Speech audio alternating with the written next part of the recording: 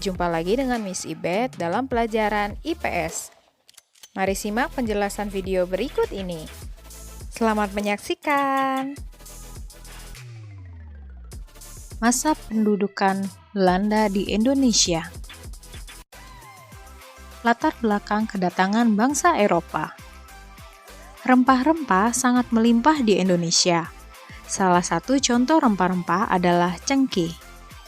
Cengkeh memiliki banyak manfaat sebagai bumbu masak, aromaterapi, obat sakit gigi, dan lain-lain. Bangsa asing yang datang ke Indonesia adalah bangsa Portugis, Spanyol, Inggris, dan Belanda.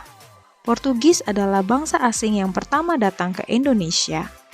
Mereka mendarat di Kepulauan Maluku pada tahun 1511. Disusul bangsa Spanyol yang datang ke Maluku pada tahun 1521.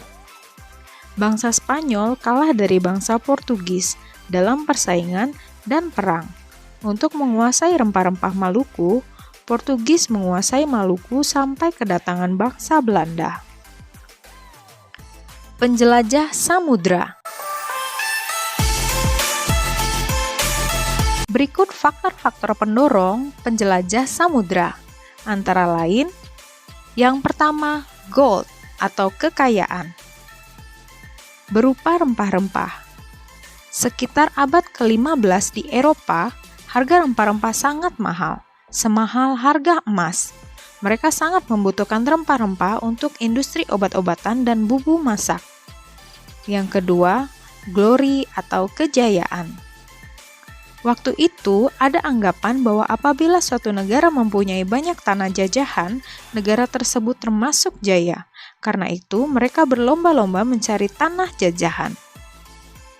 Yang ketiga, gospel atau pemberitaan Injil. Bangsa Eropa bertujuan untuk memberitakan Injil keselamatan. Yang keempat, adanya perkembangan ilmu pengetahuan dan teknologi. Seperti 1. Dikembangkannya teknik pembuatan kapal yang dapat mengarungi samudra luas.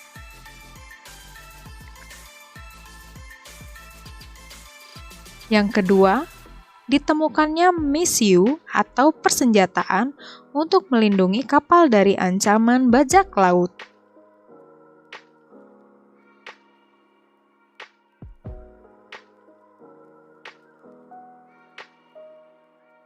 Dan yang ketiga, ditemukannya kompas, sehingga para penjelajah tidak tergantung pada alam.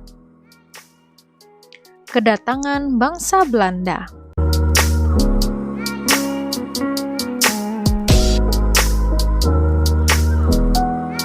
Pada tahun 1596, bangsa Belanda datang ke Indonesia dipimpin oleh Cornelis de Houtman.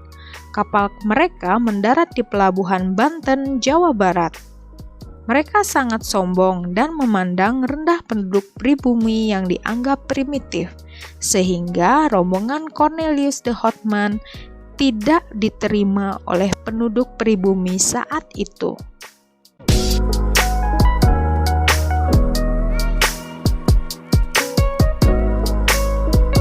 Tidak lama berselang, pedagang Belanda yang lain datang. Rombongan Jacob van Eyck diterima oleh masyarakat yang lebih mengenal sopan santun.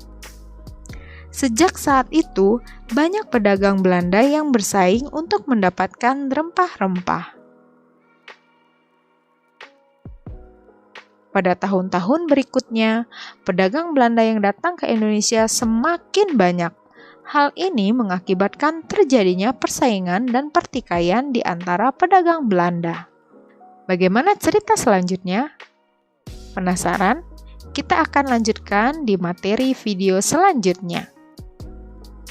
Terima kasih sudah menyaksikan. Sampai berjumpa lagi di video berikutnya. Bye!